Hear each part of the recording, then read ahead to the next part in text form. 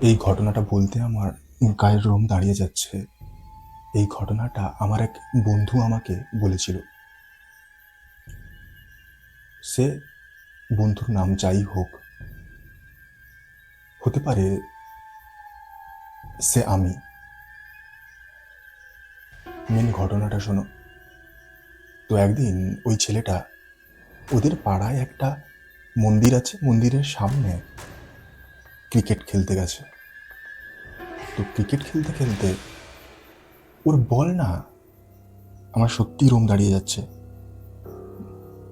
ওর বল মানে ওই ছেলেটা ব্যাট ধরেছে, একজন বল করছে, সোজা ব্যাট ঘোরাতেই বলটা চলে যায়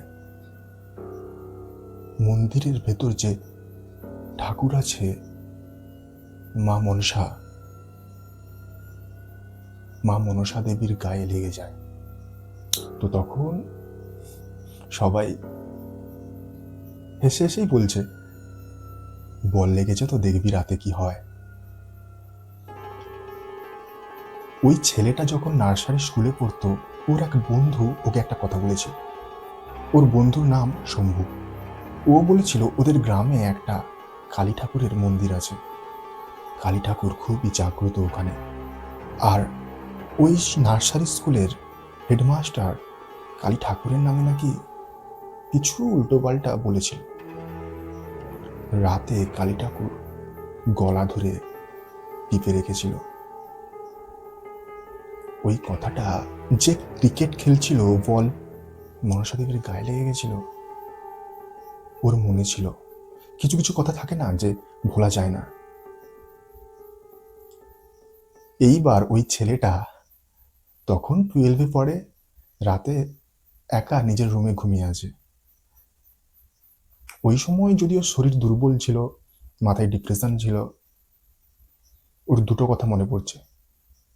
এক, ক্রিকেট খেলার সময় যে বন্ধুগুলো বলেছিল দেখবি আজ রাতে কি হয়। আর স্কুলে শম্ভু বলেছিল ওই স্কুলের হেডমাস্টার কালী ঠাকুরের নামে উল্টোপাল্টা বলার জন্য গলা টিপে রেখেছিল। এইবারে ছেলেটা ঘুমোতে গেছে, কথাগুলো কিন্তু ভাবছে।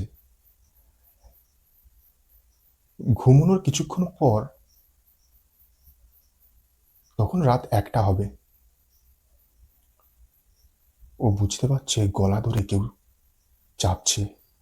আমার রুম এখনো দাঁড়িয়ে গেছে। ও কিছুক্ষণ কোনো কথাই বলতে পারছে না। লাইট বন্ধ, পুরো শুনশান। গলা তখন টিপে রেখেছে, কোনো আওয়াজ মুখ থেকে বেরোচ্ছে না। কিছুক্ষণ পর ছেলেটা জোরে চিৎকার করে ওঠে। পুরো পাড়া হয়তো শুনতে পেয়েছে তার চিৎকার। এই ঘটনাটা যখন ওই ছেলেটা সবাইকে বলে, কিছুজন বলে হ্যাঁ এটা সম্ভব হতেও পারে, কিছুজন বলে আরে ওগুলো আজগুবি কথা, ওগুলো আমি বিশ্বাস করি না।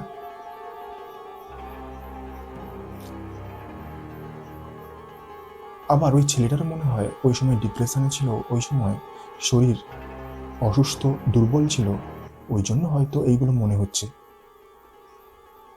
কিছু কিছু ঘটনা যেগুলোর উত্তর কোনোদিন পাওয়া যায় না, যেইগুলো মনে পড়লে গায়ের রোম দাঁড়িয়ে যায়।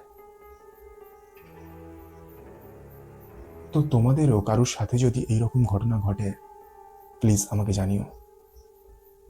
আমি তোমাদের স্টোরিটা শুনবো, ভিডিও করে আমার ইউটিউবে ছাড়বো।